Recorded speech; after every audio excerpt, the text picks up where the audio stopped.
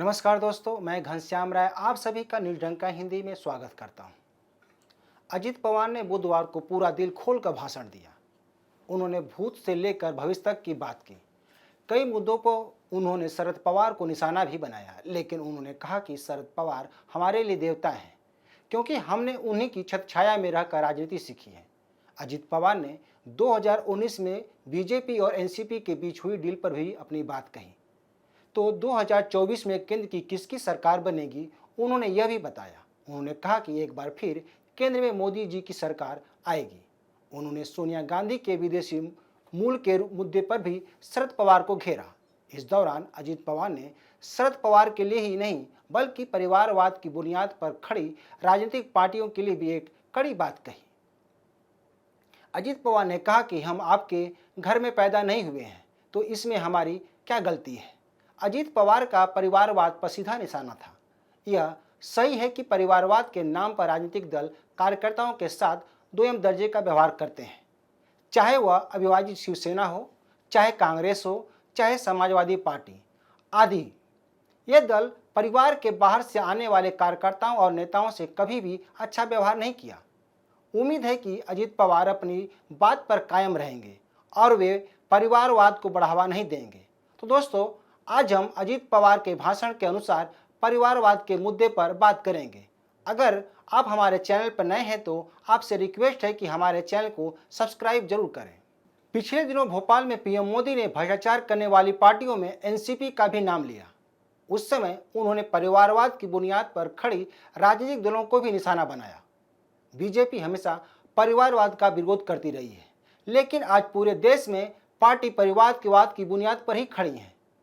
शरद पवार ने जब अपनी बेटी सुप्रिया सुले को दिल्ली में पार्टी का कार्यकारी अध्यक्ष बनाने का ऐलान किया तो कोई चौंका नहीं। यह अनुमान पहले से ही लगाया जा रहा था कि शरद पवार अजित पवार को किसी भी कीमत पर पार्टी में बड़ा ओहदा नहीं देंगे। पार्टी का अध्यक्ष पद तो एकदम नहीं देने वाले। वही हुआ भी, और अजित पवार को एनसीपी में कोई पद नहीं दिया गया। जबकि अजित पवार एनसीपी में शरद पवार के बाद सबसे दूसरे ताकतवर नेता हैं। उनकी पार्टी में अच्छी पकड़ है, तो कई मौके पर शरद पवार के साथ खड़े भी नजर आए, एक आज्ञाकारी बेटे की तरह। अजित पवार को शरद पवार का बेटा कहने का मतलब यह है कि उन्होंने कभी भी सार्वजनिक तौर पर उनकी बातों को नहीं काटा। बुधवार को अजित पवार ने 2004 से लेकर 2023 तक एनसीपी में हुए घटनाक्रम को ब्यौरेवार जनता के सामने रखा। उन्होंने 2019 में एनसीपी बीजेपी गठबंधन के बारे में भी अजित पवार ने अपनी बात कही। उन्होंने खुलासा किया कि एनसीपी और बीजेपी सरकार बनाने के लिए 5 बार बैठक हुई। बावजूद इसके शरद पवार ने बाद में अपना कदम पीछे खींच लिया और अजित पवार को बीजेपी के साथ छोड़ने को कहा था। उस समय अजित पवार ने शरद पवार की बात मानते हुए वापस लौट आए थे और एनसीपी, कांग्रेस और शिवसेना ने मिलकर महाविकास आघाड़ी सरकार बनाई थी। अक्सर देखा गया है कि अजित पवार शरद पवार के हाँ में हाँ मिलाते रहे हैं। खुद अजित पवार ने 2019 के बाद इस मुद्दे पर कभी भी नहीं बोला। अगर अजित पवार की जगह शरद पवार का बेटा होता तो जवाब तलब और रूठने मनाने की बातें सामने आ गई होती। राजनीति में अजित पवार ही परिवारवाद की बलि चढ़े हैं। महाराष्ट्र में बाला साहब ठाकरे की शिवसेना भी थी, जो अब 2 गुटों में बंटने की वजह से हाय कहने के बजाय था कह रहे हैं। उस समय भी शिवसेना के वारिस को लेकर खींचातान जारी थी, जिसका कई बार राज ठाकरे ने जिक्र किया भी है। हम पहले भी इस बारे में अपने वीडियो में कई बार बात कर चुके हैं कि शिवसेना में राज ठाकरे की अच्छी पकड़ थी। उनकी बात, उनके विचारधारा बाला साहब ठाकरे से मिलते जुलते थी, लेकिन बाला साहब ठाकरे ने अपने भतीजे को पार्टी की कमान देने के बजाय अपने बेटे उद्धव ठाकरे को सौंपा। राज ठाकरे को शिवसेना की कमान इसलिए नहीं मिल पाई कि राज ठाकरे बाला साहब ठाकरे के बेटे नहीं थे। अजित पवार का बयान यह सिद्ध करता है कि अगर वे शरद पवार के बेटे होते तो उन्हें भी पार्टी की कमान मिल गई होती या कोई ऊंचा ओहदा मिल गया होता, लेकिन वे उनके बेटे नहीं थे, इसलिए उन्हें कोई महत्वपूर्ण पद नहीं दिया गया। मैं अपनी पिछली वीडियो में इस बात का जिक्र किया हूं कि शरद पवार सुप्रिया सुले को इसलिए कार्यकारी अध्यक्ष बनाया ताकि वे उन्हें अपना उत्तराधिकारी मिल सके।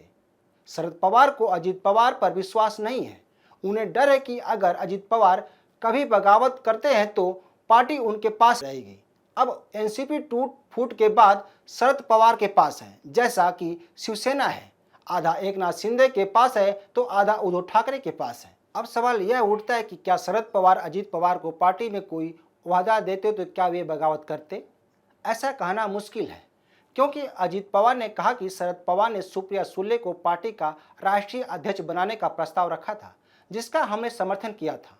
उन्होंने इस संबंध में यह भी कहा कि जब शरद पवार को अध्यक्ष पद से इस्तीफा देकर वापस लेना था तो इस्तीफा ही क्यों दिया।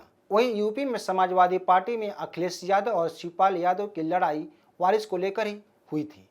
हालांकि अब शिवपाल यादव अखिलेश यादव के साथ हैं। शिवपाल यादव अपनी पार्टी का विलय समाजवादी पार्टी में कर लिया है, लेकिन एक समय था कि दोनों नेताओं में टकराव था। आज अखिलेश यादव समाजवादी पार्टी के मुखिया हैं, जबकि मुलायम सिंह के साथ शिवपाल यादव दूसरे दर्जे के नेता थे। लेकिन मुलायम सिंह ने शिवपाल यादव को पार्टी की कमान नहीं सौंपी।